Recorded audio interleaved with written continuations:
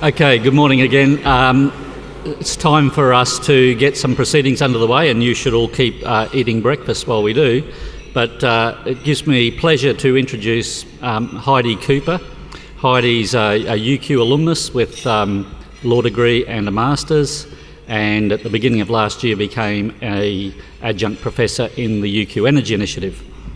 She's going to be our moderator today, and recently she's just come back from Harvard, I think 3 weeks unit on energy and climate policy at Harvard, so she will obviously have both a local perspective and a global perspective, and she's the Senior Manager of Government Relations at Origin Energy. So Heidi, if you'd like to come up and get us underway.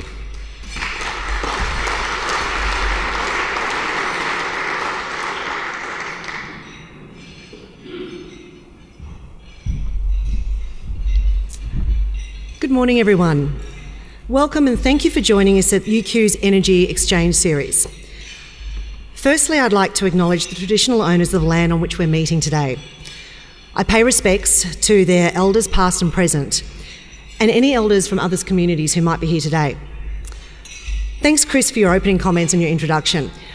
I have absolutely no doubt that today is going to be an extremely robust conversation. I'm looking forward to not only hearing what the panel members have to say, but what each of you, from your questions from the floor, have to offer the discussion. The topic today asks a very good question. Are we on track to meet the commitments we made a year ago at COP21?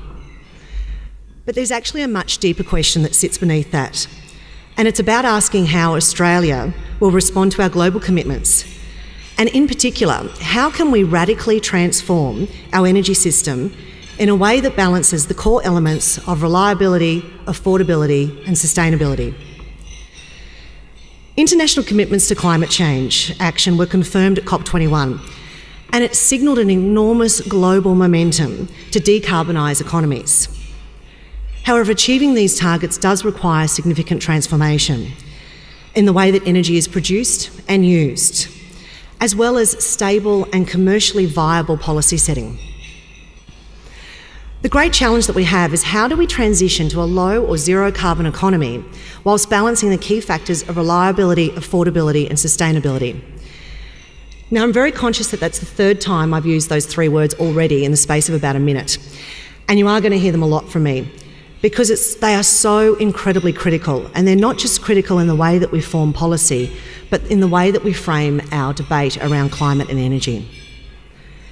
The question of how to balance these three factors has always existed.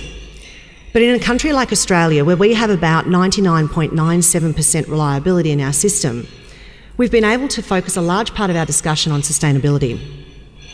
That is until recently, and events in South Australia have put the issue of energy reliability, and much more interestingly for Australia, energy security, right into the centre of our political and policy debate.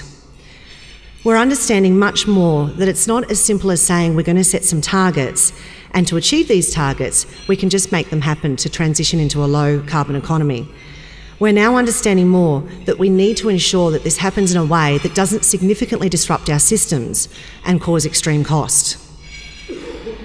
At this point in time, unless there's a significant shift in either battery storage or technologies, renewable energy alone can't provide the reliability that we're used to.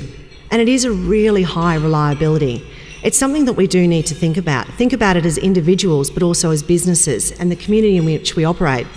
What would it look like if we didn't have that reliability? What would it look like if we had blackouts? What would hospitals look like? What would transport systems look like?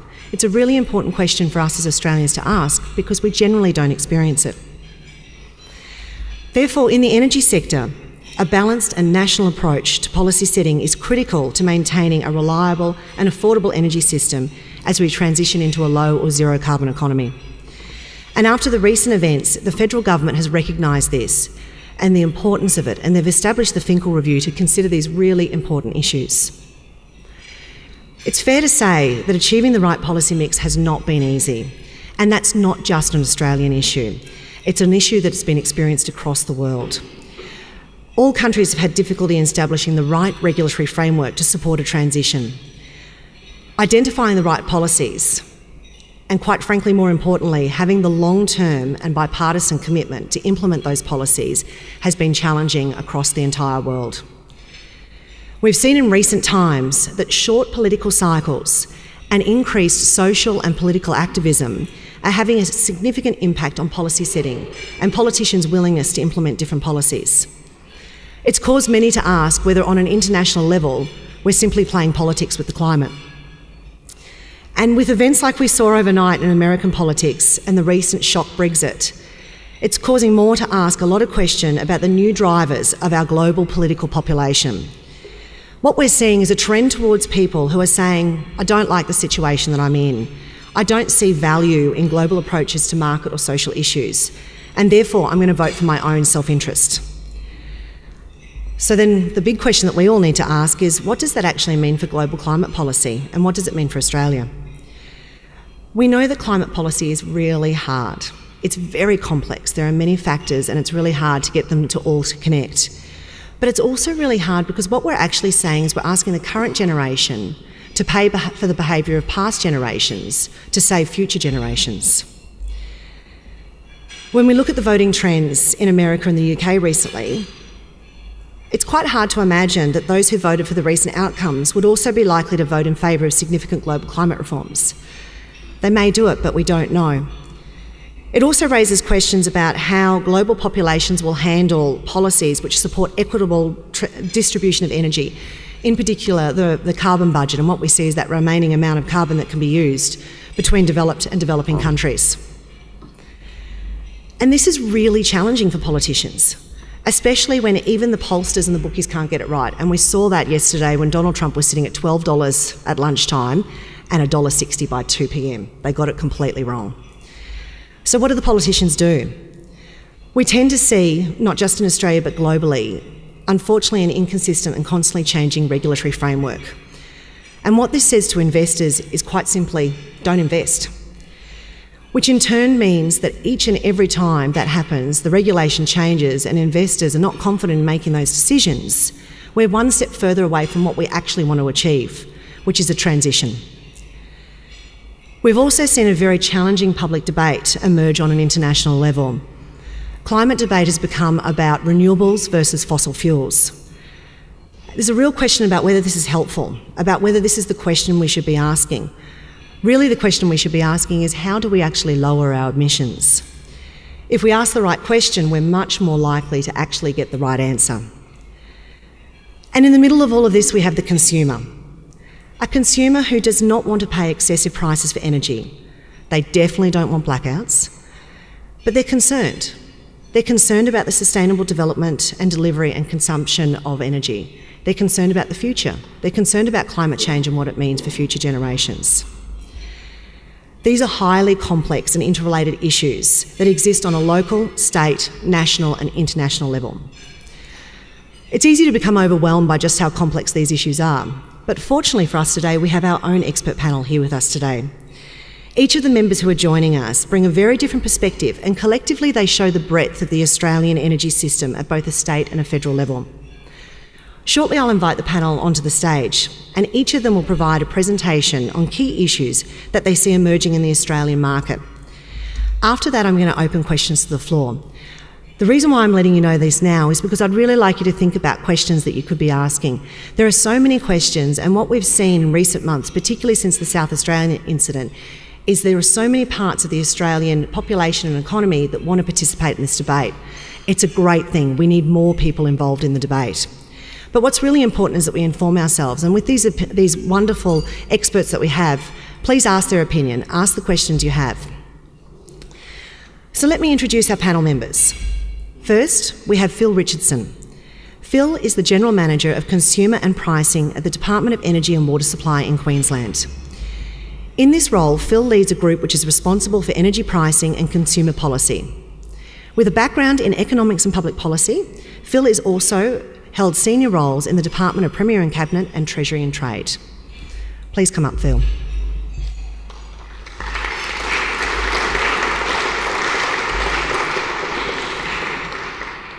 Professor Simon Bartlett is an expert in power and energy systems at the University of Queensland. The Powerlink Australian Chair in Electricity Transmission, Professor Bartlett is responsible for providing leadership to the Australian academic sector that supports the Australian power industry.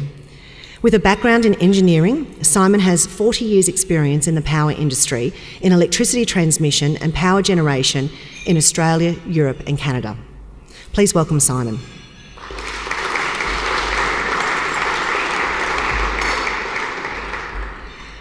Our next panel member is Jim Snow. He's an executive director at Oakley, Greenwood. Jim spent 12 years in the natural gas industry and has senior executive experience running a major development and construction energy business. Jim also has over 20 years' experience in consulting to the energy industry, industrial energy consumers and the water industry in Australia, New Zealand, Asia and the Middle East. Please welcome Jim.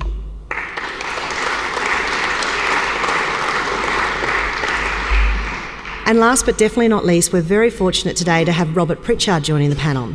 Robert is the Executive Director of the Energy Policy Institute and Managing Director of Resources Law International, a Sydney-based consultancy in the energy and natural resources industries. He specialises in international energy policy and strategy. He was the founding chairman of the section on energy and resources law of the International Bar Association and served for 9 years on the Finance Committee of the World Energy Council. Please welcome Robert.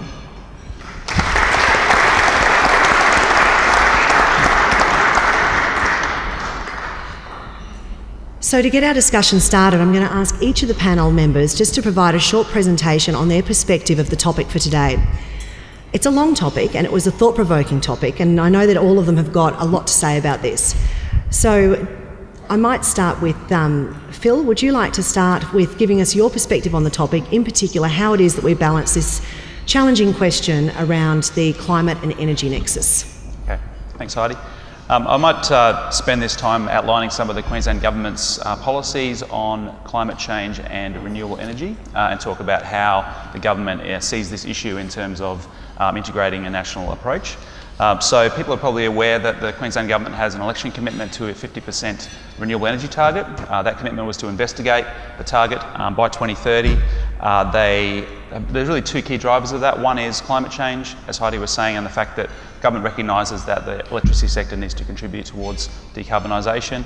The other objective is economic development and wanting to attract more investment and jobs to Queensland. The government's taking a planned and a measured approach to that target, and so they've appointed an expert panel, another panel.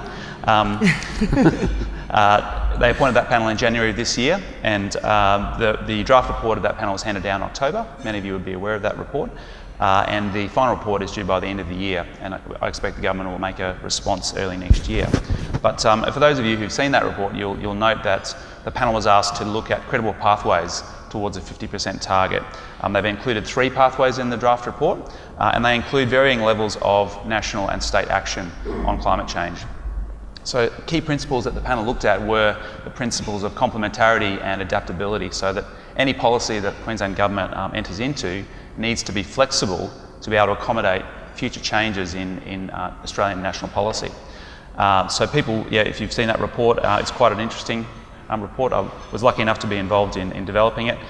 The report also includes a strong focus on security and reliability, and there's a chapter that deals with that, and also with the case study of South Australia and how that may or may not impact on Queensland as we move towards higher penetration of renewables.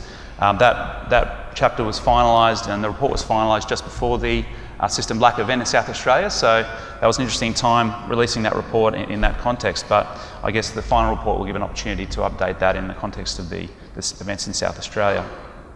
At a national level, the Queensland Government has a clear position that stronger action's needed on climate change to meet our emissions reductions commitments. The government is committed to working at a national level, but also recognises that states have a leadership role to play where those national policy settings aren't there. Queensland is very active in working through the COAG Energy Council and the work programs that exist there around integration of energy and carbon policy. And more recently, with the Finkel Review starting, the government is contributing. I think at this stage we're the only state that's contributing personnel to the Finkel Review, and so that's something that the government supports very strongly, and obviously, as Heidi was saying, the priority of ensuring reliable and affordable supply of electricity.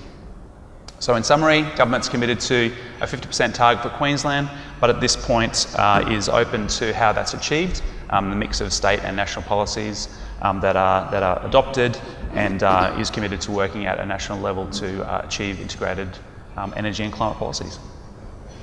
Thanks very much, Phil. Simon, would you like to comment next? Yeah, my pleasure. I'd just like to talk briefly about some work I've been doing recently, which resulted in the publication of a paper which I call the pressure cooker effect. Is there a practical limit to renewables? And if you're my generation, you can probably remember your mum cooking the evening meal in a pressure cooker, and what happened was you heated it up, it came under intense pressure, and everything came together, and the meal was cooked quickly, as long as you didn't open the lid of the pressure cooker. But I think we're seeing the same thing here. There's a number of different factors which, when they come together, and they do come together, means that there is a practical limit to how much intermittent renewables, wind, PV, that a power system, any power system, can tolerate. Varies a bit from power systems, but there's both cost pressures and there's reliability pressures. And those tend to increase, and once you get to about 30, it starts to get pretty difficult inside the pressure cooker. When you get to the top of 40%, I think then you need to start really doing a coordinated approach to how you can go beyond that. And why do the costs go up? And there's four main reasons. One is that you're still needing to have all that investment in a lot of your conventional generation, but it's not running as much. So it's pretty simple. A lot of fixed costs.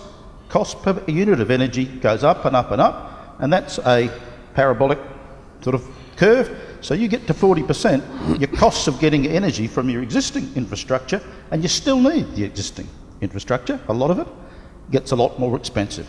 Then there is what I call increased flexibility, the balancing, the movement that you need out of your conventional plant gets much, much greater.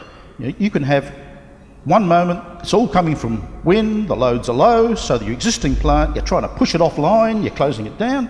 Within 24 hours, the wind's gone away, the sun's gone away, the load's up. You've got to bring your existing plant up to meet probably 80% of the load. So huge flexing of your existing plant, and that doesn't come cheap. I can tell you, from working in that area for a long time. Another area is responding to contingencies. That's jargon for something breaks without any expectation. Power station trips, a big storm comes in, the transmission network trips. What do? You can't just let the lights go out. You can't let the power system collapse, as we just saw happen. You've got to make certain you have all the resources there to respond immediately in an appropriate way. Wind and PV can't do that.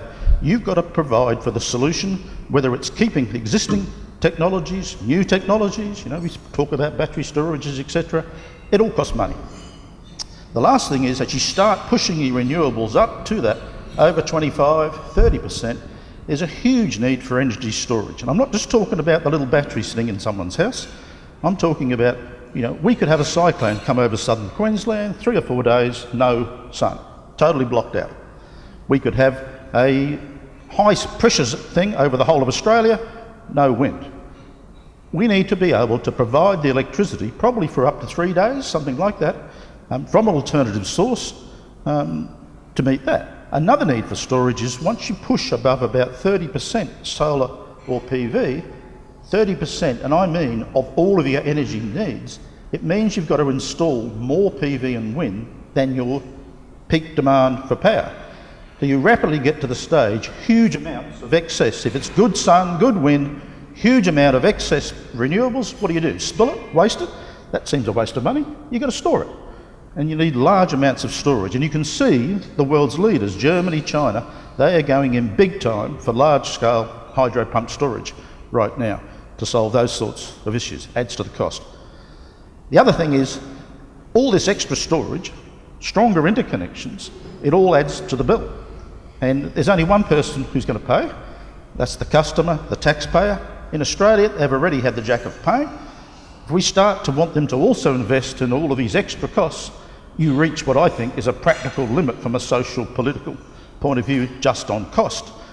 The blackout we've just seen in South Australia, and to me, that was entirely foreseeable, it was entirely avoidable from my point of view.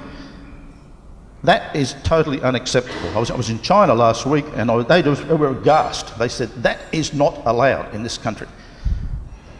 So reliability costs are both unacceptable consequences, which I think limits the practical development of intermittent renewables to something like that 40%. And I know that's not consistent with a lot of the policy positions we're seeing, but I think in reaching those sort of decisions, these things have to be factored into and considered, as well as the need to be, increasing our dependence on renewables and reducing our dependence on CO2 sources. So, thank you. Thank you, Simon. Jim, would you like to give your perspective? Yes, I just want to talk about three things, because I think in the morning that's about all you can remember after a nice breakfast like this. I'll start off with democracy, because obviously that's a pretty hot topic today. I'll move on to inertia, or reliability or security. Our firm's currently working in 3 states on energy security issues for governments, so it shows you it is a pretty hot topic at the moment. And then we'll come back to costs, because I think it is a really important issue. So, policy to me is a derivative of a democracy. So we kind of get the politicians we deserve. I guess we get the policies we deserve as well, because we vote them in. And I think the thing that's interesting in Australia is we're not short of policy. We've got plenty of policy here. You can't drill in certain places, you can't put wind farms in certain places. We've got targets for 2020, we've got targets for 2030, we've got targets for 2050. The problem with our policy is it's unevenly dispersed amongst state governments, federal governments and councils. So we have to all live with this. This is a democracy. We're in a democracy. We can't get out of that fact that there will be votes at the end of the day. I think that I'll focus on the 2050 target, because I think that's where a lot of states will end up going. New South Wales has come out and said their aspirational target will be net zero emissions 2050, and that's a Liberal Party government. When you think about that, that's quite a statement. And it makes you think harder about these issues that Simon's just brought up, is what do you have to have in the system? What is the electricity system going to look like if we want net zero emissions in 2050? It makes you think about the entire renewal, the whole reform of this industry. What sort of technologies? And I think the technologies are a very interesting question. As an engineer, I have a very simple answer. You give me the money, I'll solve the problem. Just might have to give me a lot of money. Maybe not. Maybe there are simple solutions out there, but we need to kick-start that thinking. And that's why I think sometimes these aspirational policies are important. And the thinking might be, some of these issues are very, very tough issues that Simon's outlined to actually climb over. They're going to be difficult for us to solve. And it's about inertia and storage, I agree. It's totally about having this withstand in the system, the ability to ride through things, and also lots and lots and lots of storage. And it's got to be storage that works, and it can't be too expensive. So lots of research required. And then in the middle of that, we've got to retire plant, and people forget that. There's billions of dollars worth of assets sitting out there owned and debt-ridden. You really have to figure out how you're going to get through this whole process to 2050 of not just putting new plant in, but what do you do about existing plant? So we get to that next stage where my economist part of me cuts in, which says, how much is this going to cost? And I think that's a pretty important question. But it's a very interesting question, because if you look at the cost curves and all that sort of stuff, as we do as economist engineers, we look at all those things, so we can project this, we can tell you how much it's going to cost, kind of. What we forget is that it's not about cost, it's about comparative cost. So is our cost of energy under this regime going to be the same as other countries? So are other countries going to go up the same cost curve as we are? Because if we don't, we're just going to export emissions and we're going to export jobs. That's the bottom line of it, is that's the concern everybody has. The voter sitting out there is saying, I'm paying a lot of money to get this ideal policy, potentially, but all I'm seeing is jobs going, right? And I'm seeing emissions being exported. Are we actually achieving lower emissions out of this? I think it's an absolutely important problem. And it brings me back to my starting point, which is where I think we are now. It'll come back to the ballot box. I think we as an industry haven't quite recognised that, and when South Australia blacked out, somebody asked me, what do you think of this? I said, you know what, you can black a suburb out, you can black a half a city out, but you're over the line when you black a whole state out. You look broken, someone's going to fix you. This is going to the ballot box. So I think we're seeing already in the ballot systems, and the US might be a good example of it, of what I call isolationism. States are talking about, I don't want to increase the interconnections between our states. I want the power system to be robust in my state. And the reason for that is when the power went out, when in Tasmania we had the problems, in South Australia we had the problems, it wasn't the federal guys that got it in the neck, it was the state governments. So we are going to see, I think, in this country, policy driven at the state level, and it'll be in the ballot box. And it'll be at the ballot box, yes. Yeah. Thank you. Bob, would you like to provide your perspective?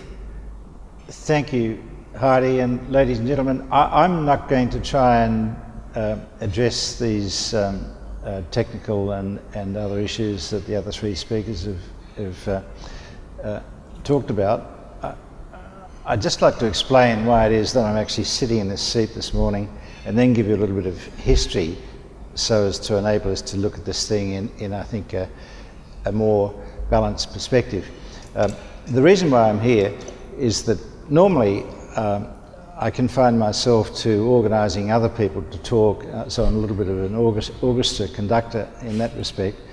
But we did have a senior federal public servant coming to sit on this panel this morning, but he withdrew just last week because he was appointed chairman of the task force responsible to the Finkel Committee. So we did pick somebody good. So I'm your poor substitute, brought in at the last minute to try and explain what's going on in Canberra. In that regard, there's a little bit of history, very recent history, that I'd just like to share with you. And that is that when you look at this energy policy space, it's difficult to know what it is we're talking about and why it is we're talking about it, because policy is a very woolly, very abstract sort of thing, and it means whatever you say it means at the time. There is no definition of it. There's no criteria by which you measure energy policy or evaluate energy policy. It's a sort of a knee-jerk type thing which politicians have to deal with. And I guess if there was one aspiration that the Energy Policy Institute has, it's this: we want to keep the politics out of energy policy as far as possible, although it isn't entirely possible. But the little bit of history I wanted to share with you is this: that up until, I would say, 18 months ago, in conversations that took place around this country and to some extent overseas, when you talked about energy policy, you typically picked on a particular aspect of policy and you spoke about that in isolation. It might have been reliability, or it might have been affordability, or it might have been sustainability, or greenhouse gas reductions, or whatever. And none of it was particularly connected. And we detected that there was a drift towards some sort of acceptance that energy policy involved a trilemma of issues. And the three issues were reliability, affordability, and sustainability, or clean energy. And so at our annual Energy State of the Nation event in March of last year, we spelt all this out in a statement, and we said there are three issues: reliability, affordability, and clean energy. And we left it at that. And then the interesting thing was, when the blackout occurred in South Australia, the COAG Energy Council unanimously appointed the Finkel Committee to address these three issues of reliability, affordability, and sustainability. And that, I think, has been the first time that it's really come together in a commonly accepted way. And there was a one-page term of reference that was issued by the government, and we looked at it pretty closely, and the penny dropped. Look, you can't just talk about these three issues separately. They've got to be looked at together. And if you think about it, the three goals are incongruous. They're in conflict with each other. And so what do? How do you weight them? Do you say one's worth 5 points, the other worth 3 points or 2 points or whatever? And the more we looked at it, the more we realised that there's one fundamental issue that you can't compromise with, and it's energy security. In other words, you've got to keep the lights on. As Heidi was saying in her opening remarks, we've got hospitals, public transport, all sorts of systems that we depend on in our lives. We can't meddle with the equipment. So this becomes the absolutely number one criterion in energy policy today, energy security. So last Friday afternoon, we sent in an unsolicited suggestion to the Finkel Committee that's what they should be looking at, and that'll appear on our website probably this Friday. We gave them a few days to think it over, and so that's where we are at the present time. So that explains a bit of the history. So I'm looking forward to listening to what the answers are that these other three learned gentlemen have got to all the questions that are going to come at them. Thank you, Bob. And it's wonderful that you are contributing to that debate at a national level, and really putting those views into the Finkel review so that they can consider it and think about those three factors that must be considered in the development of public policy. So I hope that everyone started to think about their questions. To get things started, I might open with a question to the panel. I'm mindful that we're talking about policy, and we haven't sort of started to delve into what the specifics of those policies might be, but I'm curious about your views about market mechanisms. Is it essential? Can we actually achieve carbon transition without implementing some form of market mechanism? Feel free to jump in at any time. So, I think I'm a strong believer in markets. They do drive efficiencies. They do encourage innovation, and that's something we really do need in this country. Very poor record we have in the moment between industry and the country's researchers in getting innovation to be practically applied to solve the real problems. And I think, though, markets have their appropriate place. I don't think an appropriate place is national energy policy, the coordination of the various sectors, renewable generation, transmission, pricing, etc. And you just got to look. I've just come back from China, met with people from the state grid of China, second largest company in the world, income more than the whole of the state of Queensland. And there, when they set their national energy policy, when they decide, well, how are we going to, and they're doing huge things, massive solar developments in Mongolia, massive wind developments in the north. They've gone to where the best renewable resources are. But simultaneously with that, they've said, and what do we need to ensure that we don't get a South Australian blackout? Yes, we need a strong interconnection. We need more storage. We need to ensure that our existing generation, as required, continues to operate. So these things are done nationally, not by a market. When they implement that, yes, it's a market. How do we get each of those things done as cost efficiently? How do we get the innovation into it? They use the markets there. But to me, in Australia, we seem to rely on village markets. And by village markets, I mean, a state-based system trying to solve those national problems rather than a national approach. Now, we must get a national approach. We must have strategic plans and developments.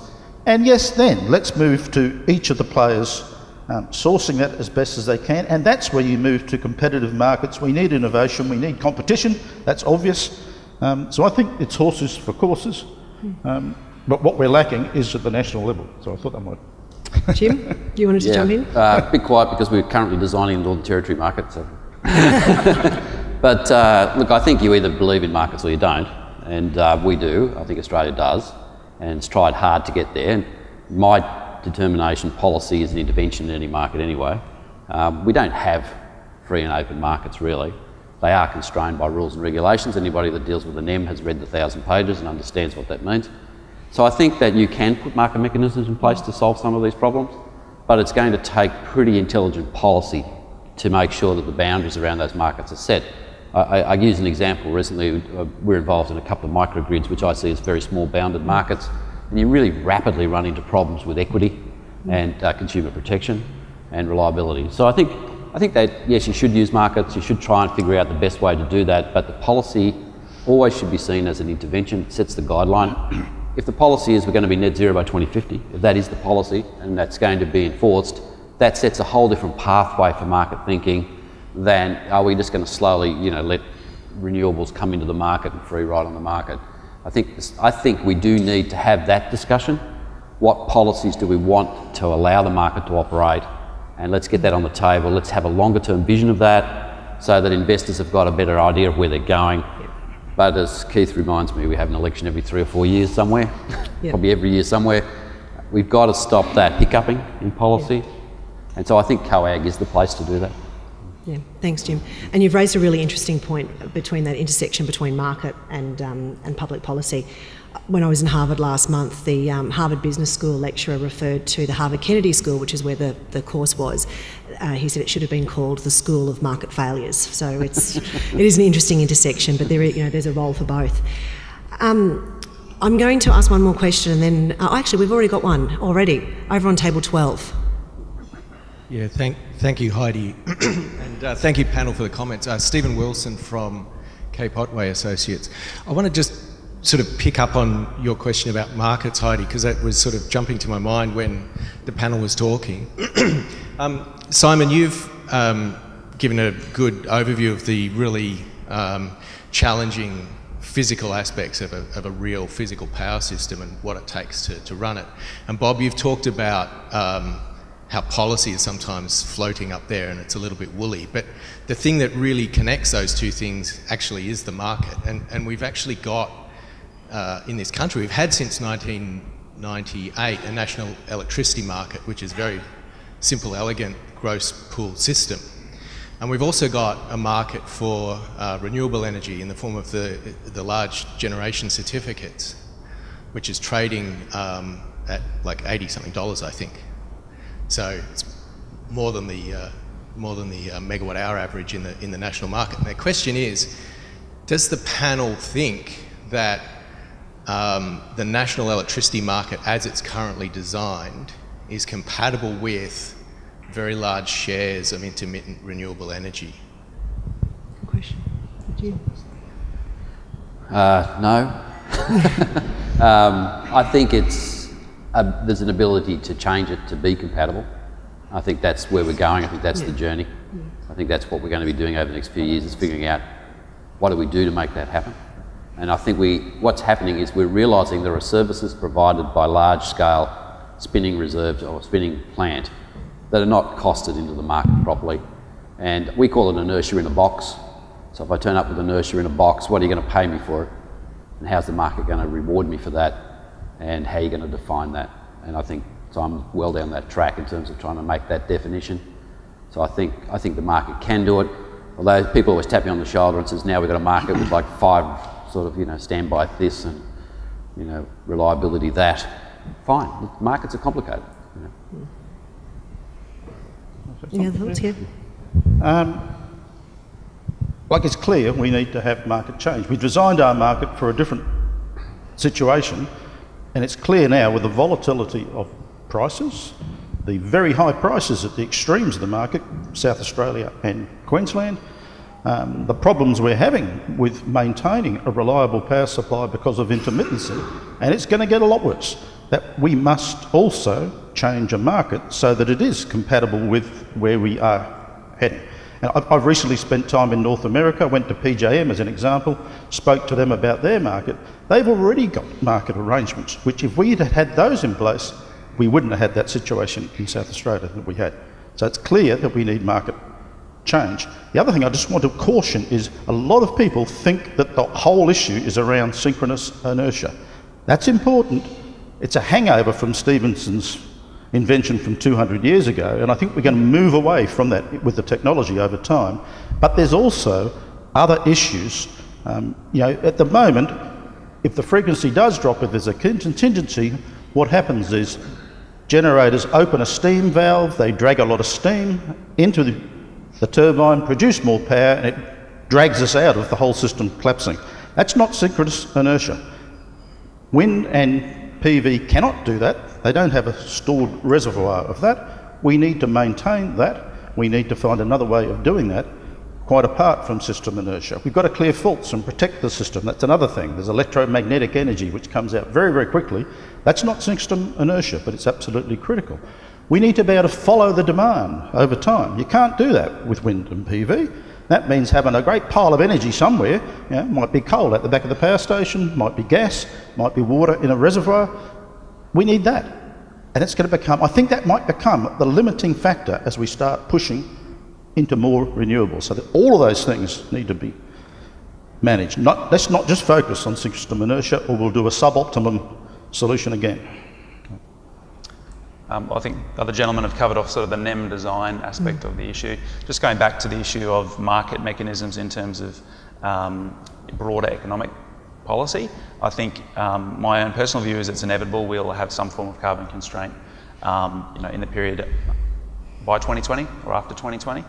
If you look at the existing target of 26 to 28% by 2030, I think most observers think that can't be achieved with the current policy settings, and there appears to be some kind of consensus forming around what that mechanism could look like. So obviously we've tried the ETS, we've tried direct carbon tax, this concept of an emissions intensity scheme, which would only apply to the electricity sector, which wouldn't actually directly affect prices in the same way that a carbon tax does.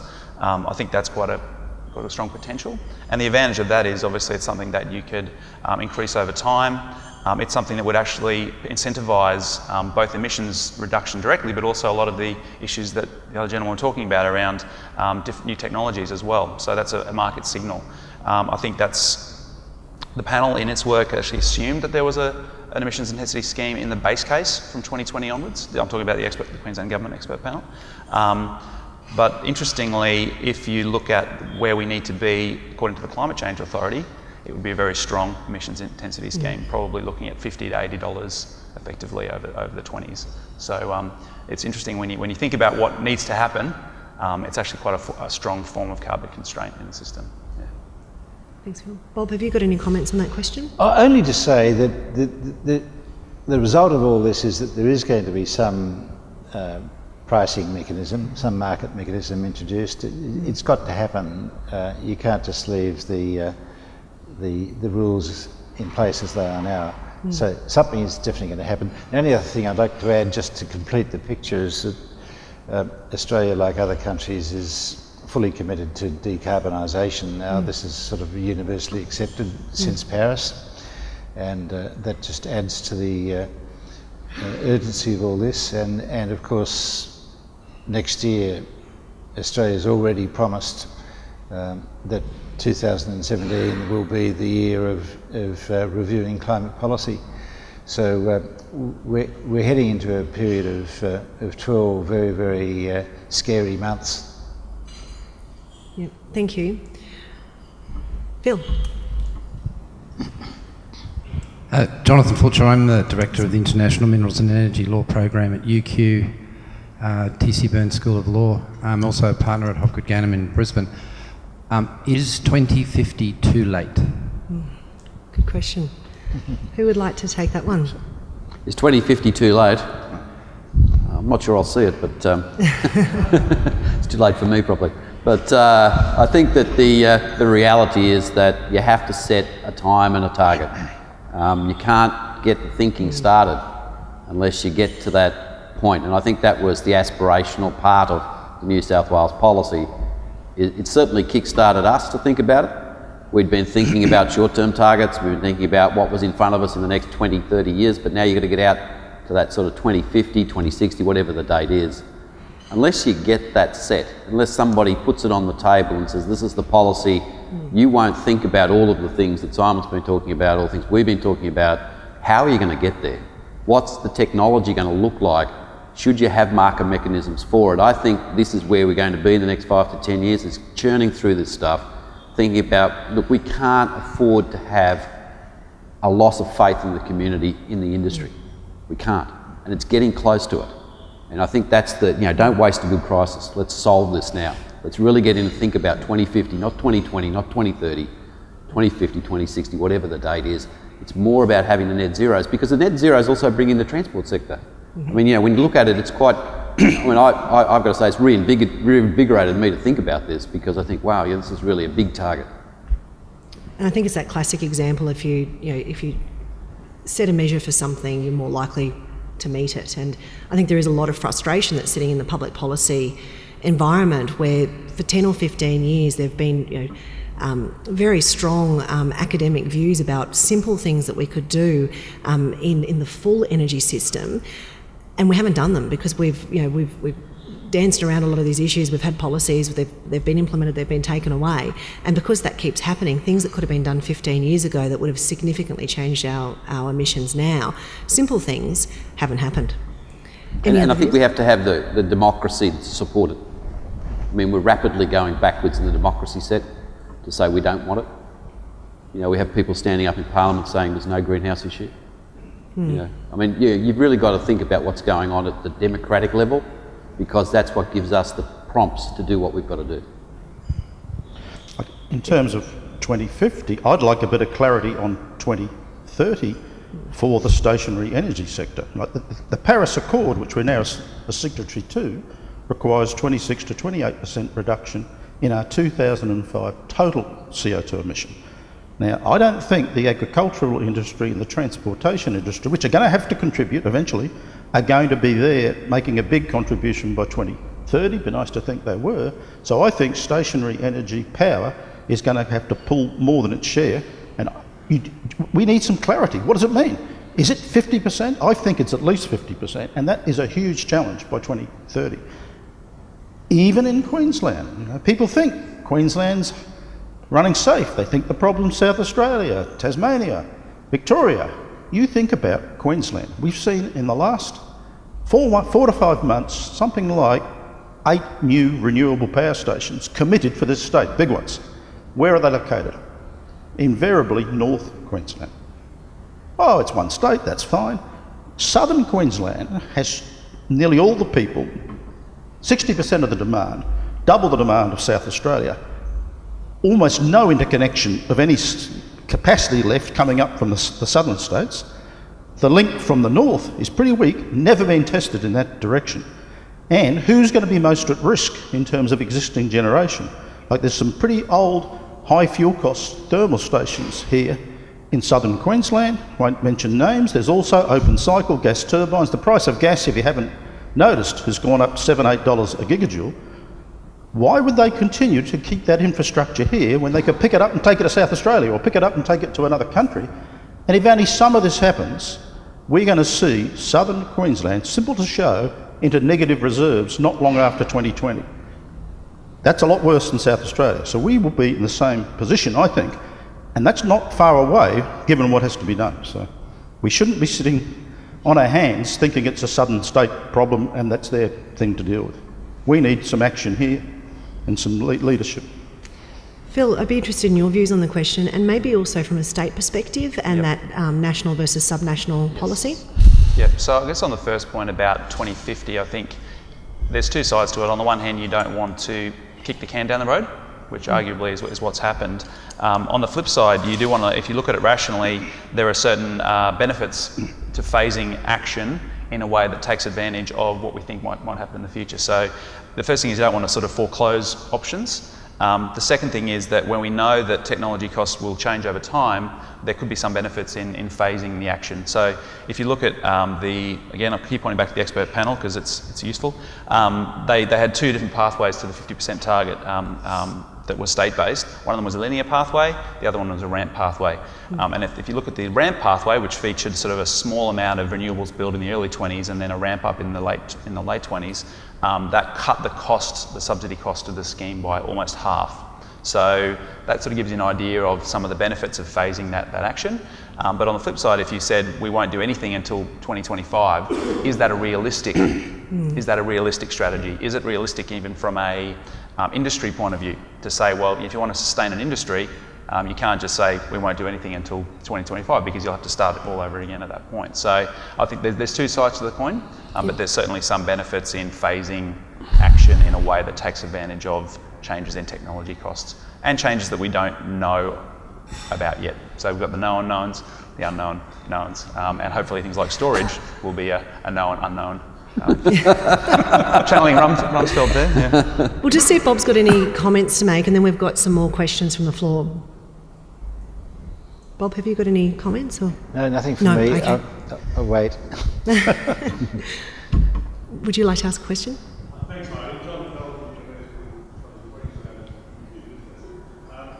I'm reminded that the missing in this discussion, I guess, is this whole notion of an old-fashioned concept called energy transition. 10, 15 years ago when we talked about pathways and emissions intensity, we talked about transitional technologies, and I'm reminded sitting here today between two colleagues from the gas industry that the current discussion seems to be about closing Hazelwood and opening a new wind farm or a new solar farm. There's something in between, and I think we're talking about pathways and ways to get there, but one of the things it seems to me that we have to talk about is what do we do in between A and B, and it comes back to things like the role of gas. Absolutely. This seems to be off the agenda. I mean, what happened to the notion of energy transition, because that was the great operating concept of energy policy globally until very recently, it seems. I think you're absolutely right, and I think that was the point that I was making, that we've moved to a debate that's fossil fuel versus renewable. It's not helpful, and it doesn't deal with the transition issue. I might hand over. Yeah, there has been a real shift in the public debate, not just in Australia, it's international as well, and it's a very hard discussion because the discussion has become so polarised. So it's not the right question, which is how do we lower emissions, that's where that transition discussion comes in. It's turned into right and wrong, it's turned into good and bad, as opposed to how do we transition and how do we actually achieve our ultimate goal. I'll hand over to the panel. I think it is on the agenda. If you go and have a look at what's happening in Tasmania, it was all about whether we keep a gas-fired power station or not.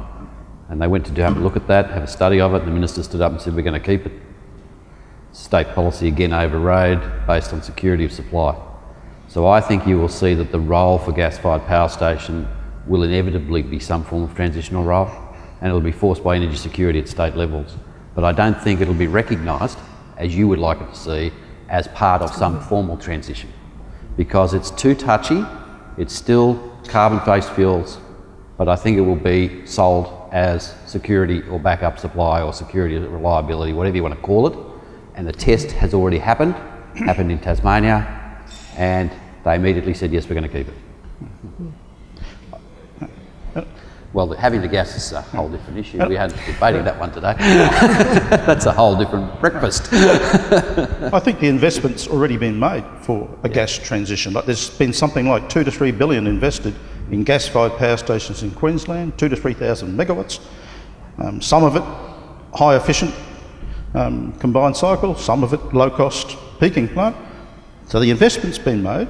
What's happened in the last few months, if you've noticed, is the gas is now starting to be, the LNG gas exported to Southeast Asia to meet their energy needs, and it's pushed up the domestic price of gas. And we've actually seen a reversal trend in the last 3 to 4 months, whereas we were generating a lot of power out of gas, it's moved back into coal-fired. But the infrastructure is there, the gas just isn't. And I think we all know the difficulties that we're facing, particularly in some, the other states, in order to get more gas into the domestic system. And I always say to people, gas is always available at a price. Right? It's just the price. What does that price look like? I mean, we could regasify LNG if we wanted to, but that's going to be very expensive. So it's always there, it's just at a price. But it's $7 to $8 a gigajoule, which is the current price. If you put that through an open cycle gas turbine, you're talking $100 a megawatt hour just for the gas alone. Now, we can now get wind and solar for under $100 a megawatt hour. Maybe it's not a great transition unless we can get cheap gas. The only other thing I'd add to that is that if there was a stronger carbon constraint in place, then you would see gas become more competitive. More competitive relative to coal, I guess, because of its lower emissions intensity. To wind and solar. Yeah, but I think if you have a renewable energy target, then renewables potentially displace gas. If you have a strong carbon constraint, then potentially gas displaces coal to some extent. So it kind of depends a bit on the policy mechanism. Bob? Yeah, look, it's a really, really interesting question. There isn't going to be some sort of nice transition here. This is going to be a battle royal. It's going to go on for a decade. There's going to be fighting, squabbles, competition, people going bankrupt, people making a fortune, people landing a windfall. It's going to be a very disjointed period. There's lots of people trying to push barrows. And even the industry associations, you take the Minerals Council representing the coal industry and the uranium mining industry, the APIA representing the oil and gas industry, the Clean Energy Council representing the renewables area. All these organisations are struggling to sort of keep their audience, keep their political lines of communication going. And they're all struggling. They're actually in competition with each other to a large extent. So we see the Energy Policy Institute as basically coming of age in this period. We don't have any magic answers, but what we are able to contribute is hopefully a more widespread understanding of what the important issues are that are going to determine the future. I think that Phil is nailed it pretty well, and that is we do need a carbon price. There was quite some pressure. Keith Richardson reminded me on the plane coming up from Sydney yesterday, within the Liberal Party government in Canberra in John Howard's day for a carbon price, and it was resisted. I think by even Howard himself, and it never went anywhere. Just imagine what the discussion would be today about these issues. That it would be dramatically changed if that policy change had been adopted. Rudd came in and tried to be a bit heavy-handed with it, failed. It eventually brought the Labor government down. Rudd and Gillard, we all know about that. And Abbott won the election pretty largely on the fact that he was going to kill the carbon tax.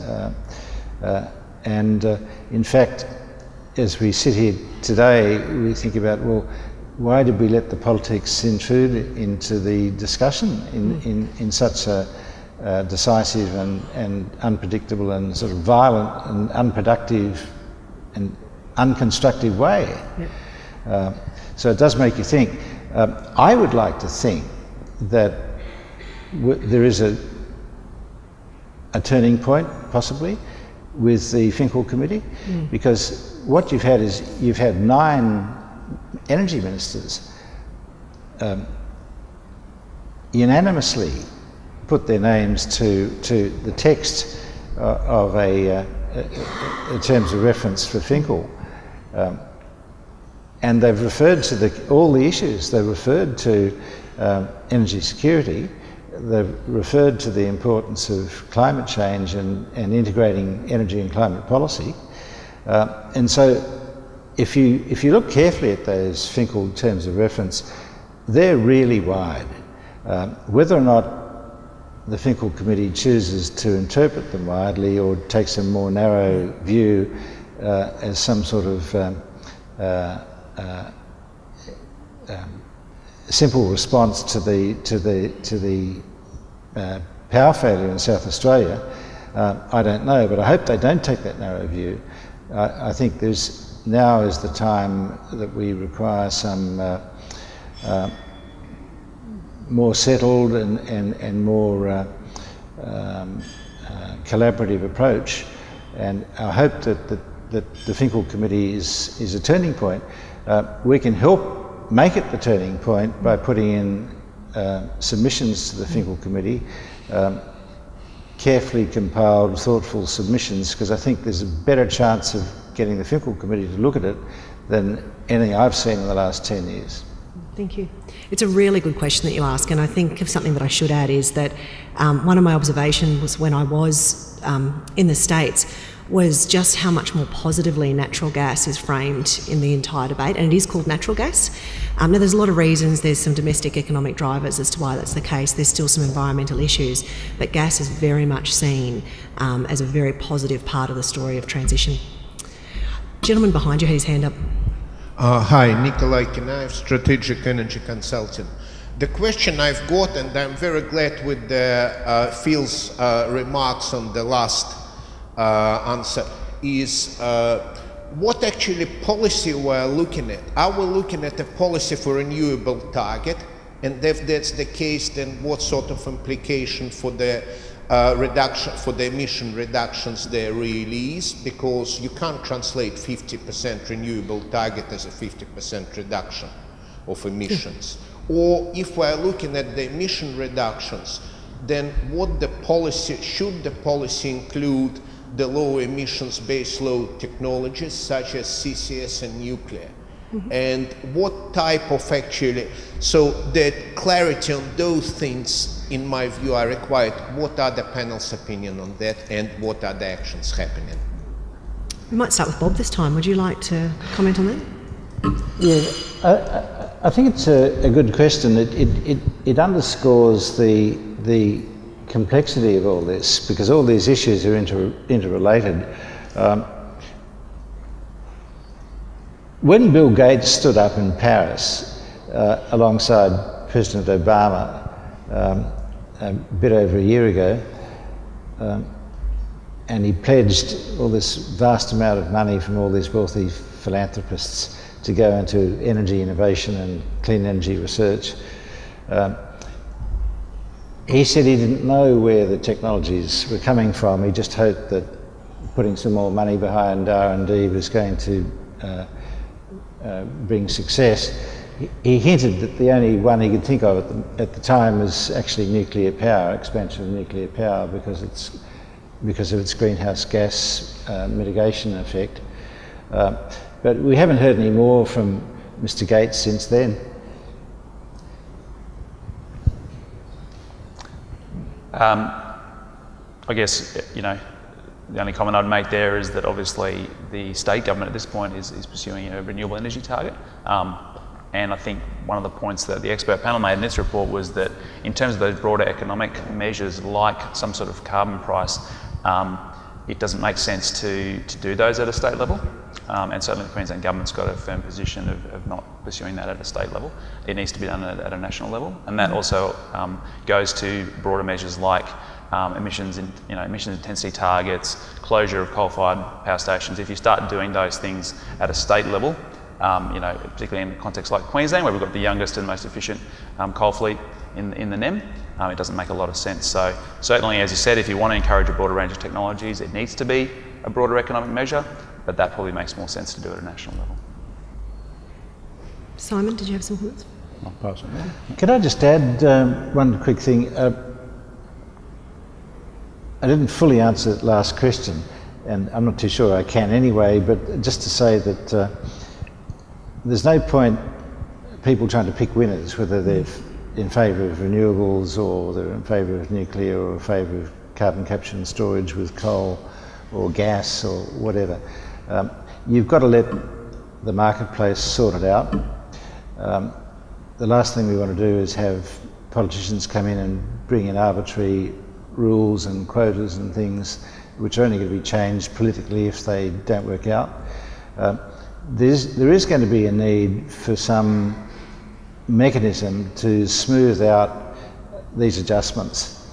And in fact, that mechanism was suggested to us by the last speaker we had here at this Energy Exchange Series, when we had Professor Edenhofer from the Potsdam Institute in Germany here, where he said basically in the long term there's got to be some sort of mechanism by which you can put a price on carbon. If carbon is the problem, if climate change is the problem and greenhouse gas emissions are the cause, you've got to be able to put some price on that so as to facilitate the adjustments, whether it's international trade or it's domestic trading schemes or whatever.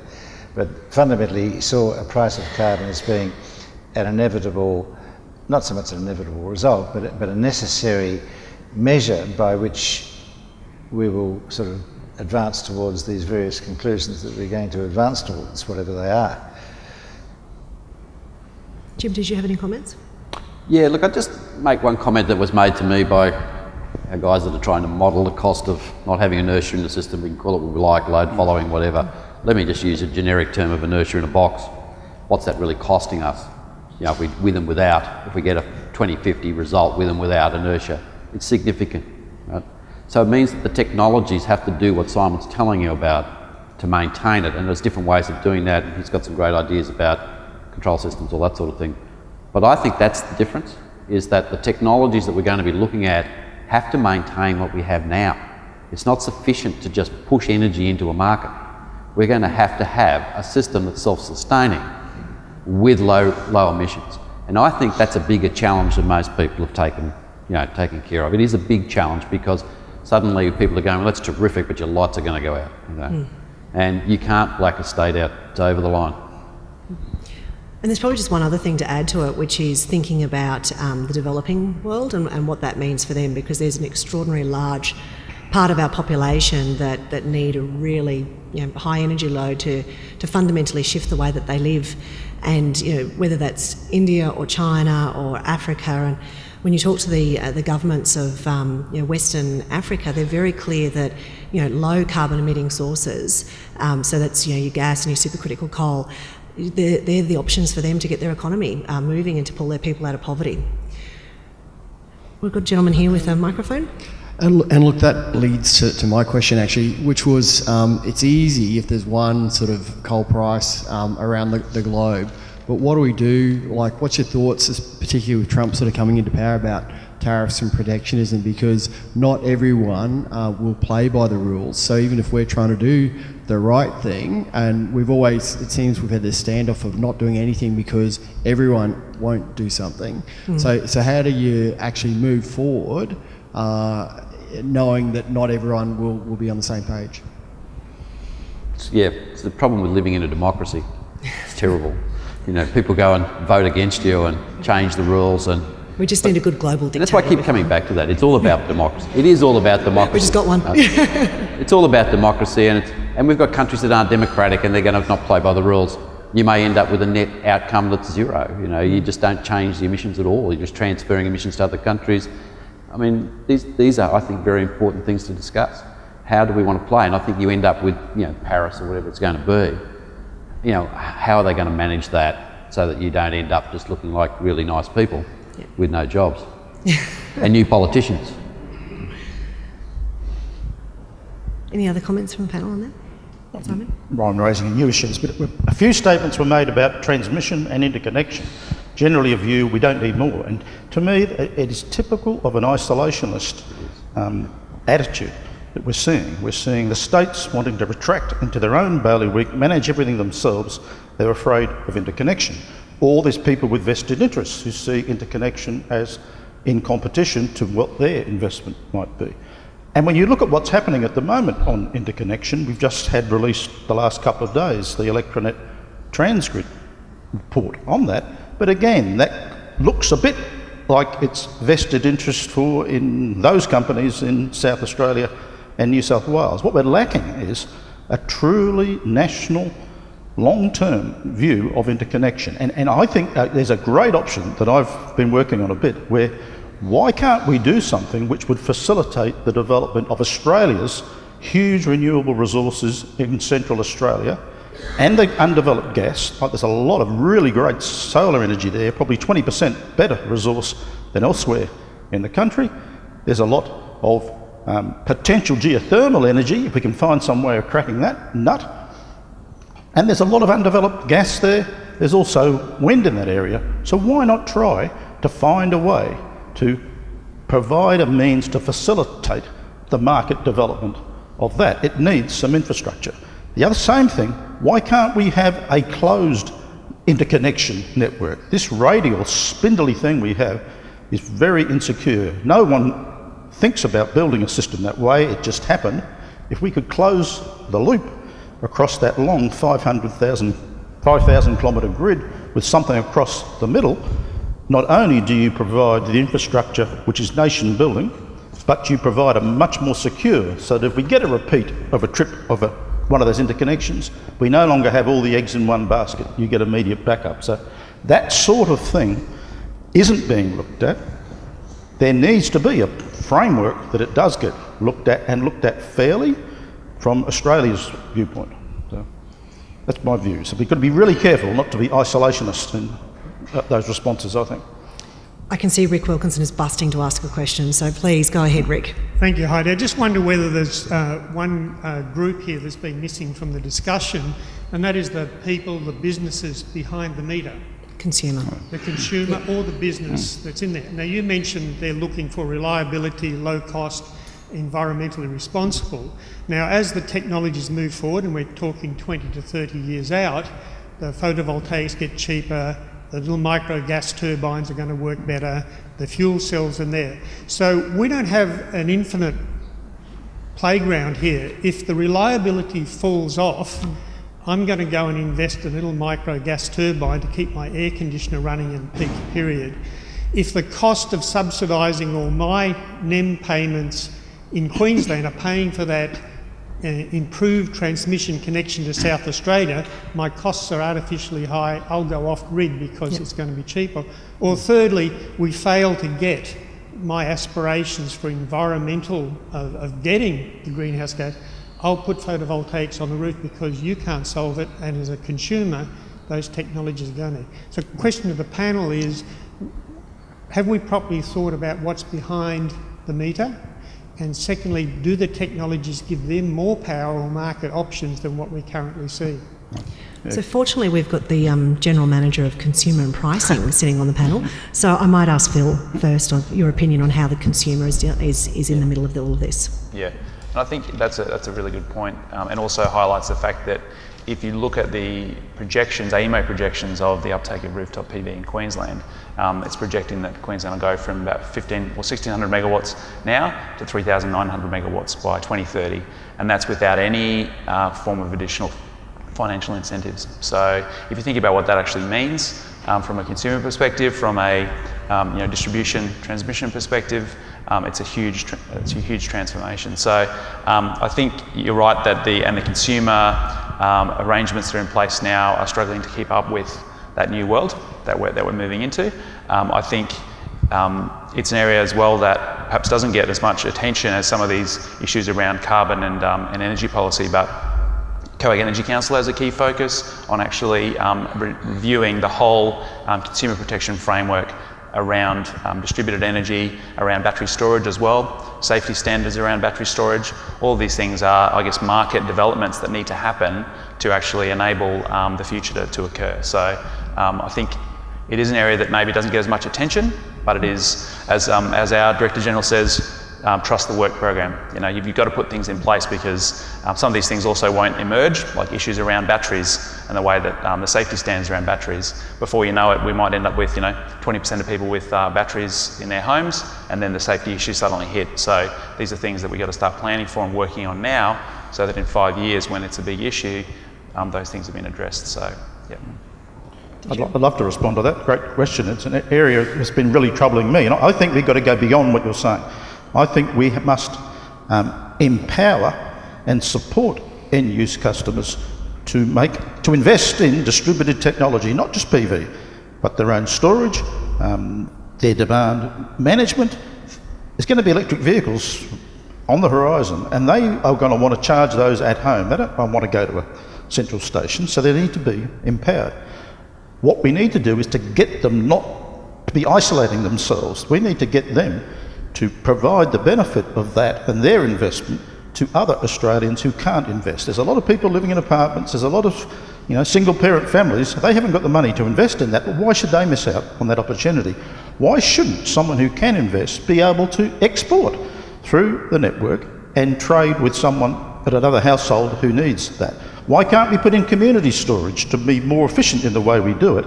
There's a big risk in doing that, but financial transactions are starting to happen. It's being trialled in New York and Western Australia. There's a trial in Melbourne next month. But no one is looking at the distribution network. There's a big risk if it takes off, it will burn down the distribution network big time. So we need to invest and improve the distribution network, because at the moment it is just a black hole, that part of the network. It needs to have the benefit of innovation and technology, industry working with the country's brains and developing the systems so we can empower end-use customers. Jim, looks like you want to say something? Yeah, look, I think it's a really interesting question as to whether if we went to 2050, would we do it with centralised systems or completely decentralised systems? I'm betting on the decentralised systems, 100%, because they vote. And I think there'll be a lot of push to try and get more and more subsidy into this sector to allow them to basically be indifferent to the supply network. To say, I will take a position, long-term position, a long-term hedge, if you like, against the industry. And I say to people already, why are people putting $8,000 worth of solar panels on their roof when there's a perfectly good supply industry out there already? And the answer is because they're taking long-term hedges against that industry. And I think that there's going to be a much stronger push from the customer base to make this a more decentralised solution. Over time, I think it probably will work out to be cheaper for government because there's a lot of private investment going in. If it's $1,000, what do you say, another 1,500 megawatts going into $1,000 a kilowatt? It's a lot of private investment the government has to stump up with. So I think, you've got to look at it, it's going to swing that way. I can see it happening. It's like, well, let's help them do it so we don't have to do it in the central system. And Rick, I think your point on technology and the consumer also goes to consumer behaviour and efficiencies as well. And the more that consumers can have a greater understanding of, how much energy is happening here in this room, the more efficient they will become, and they'll be able to manage their own consumption, which at the moment is just something that's really challenging for consumers to be able to do. Trevor's got the microphone. And this might be almost our last question, I think. Is it on? It's on. We've been talking about policy and solutions today, but can I just lead to a question to the panel? I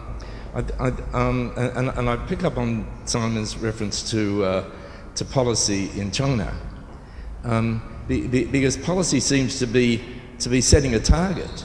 Well, like heaven forbid. How do we get there? Well, we'll think about that after we set the target. And the classic example is that renewables didn't come into a target. Renewables came in. Let's get 2% there to give them a head start. That's where it started from. It didn't start from there has to be 20%. And without going into all that, the question I really want to get to is renewables should never have been gone in without having to look after the effects they have on the system in which they're feeding into. They are asynchronous, they're intermittent, they're only 25% capacity factor, and the idea that something operating for 25% of the time can do us for 100% of the time will give me a break. The increasingly we're talking about in Europe, intermittent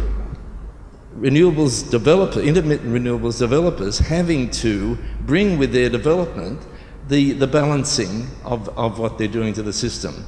And that's what should have been concentrated on first, and it's what should be concentrated on in all government policies. The idea of setting a target is ridiculous. Tell us how to get there, and if you give the developers the responsibility to fix up their impacts on the system, you'll get the investment into the solution of that, in my view. Would any of the panel members like to respond? Yeah, We might let Bob have a... If you look at those costs, I'm not disagreeing with what you're saying, but the magnitude just needs to be considered. The costs of balancing, integrating the extra storage, the extra strengthening of the network to manage these issues is, even at 30 to 40%, is roughly the same as the cost of the renewables themselves. I think people don't appreciate that. There's a huge cost. The question is, if we must go that way, and I believe indeed we must because of the climate change concerns, that's a cost that needs to be reckoned with, accepted. It's not pretty, but I don't think it's going to work loading it all on the renewable developers, because you won't see any renewable development. And that might get us where we need to be by 2030, definitely where we need to be by 2050 and beyond. Bob, any quick comment to end? Yeah, look, I just want to support unequivocally what Trevor's said. to go forward with the transition to whatever our new economy is going to be, we can't be politically imposing arbitrary targets for any form of technology. It doesn't matter whether it's nuclear or renewables or gas or whatever it is.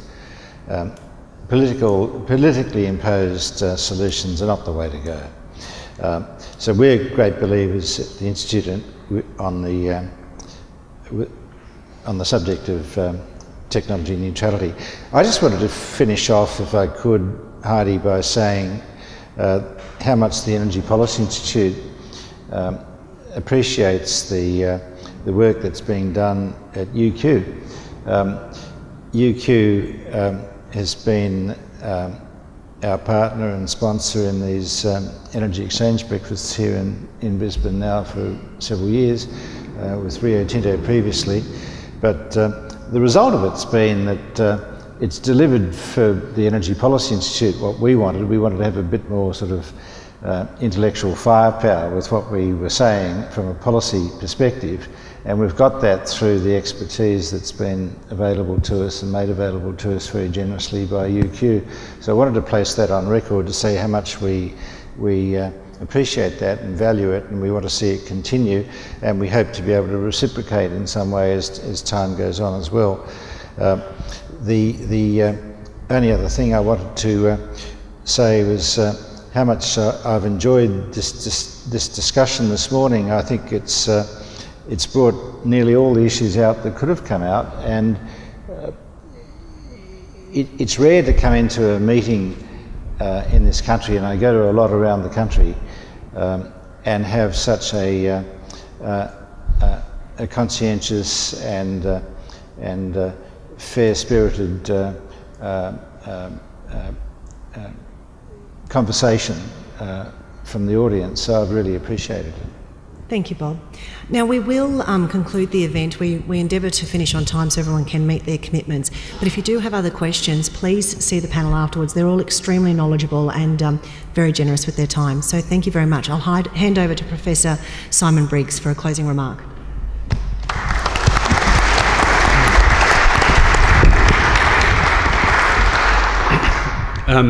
You'll have noticed I'm standing in because Bob's standing in on the panel. My name's Simon Briggs. I'm the Executive Dean for Engineering, Architecture and Information Technology at the University of Queensland. I'd like to thank you all for coming this morning. I must say, sitting through the debate and thinking about my day ahead, I was pondering how easy it is really to run a faculty of 350 independently minded academics in a university of 3,000 independently minded academics when you hear the complexity of the problems that face us in the energy industry. And you know, these really are incredibly difficult, complex, interconnected problems. When you think of one thing, you then suddenly realize we're about to export a whole industry offshore if you do this one thing, and if you don't do this one thing, something else will happen. And that interconnection of so many complex issues really does make this almost an intractable problem, I suppose, in some senses, without that more global view of how you come up with an answer. And it has to be a global view. It can't just be an Australian view. And I think that's the one piece that comes out whenever one is involved in these kinds of events.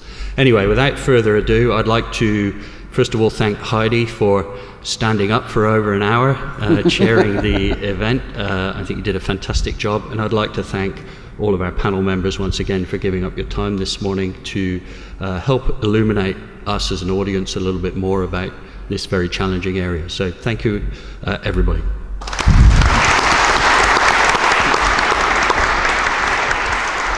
Okay, thanks, Simon.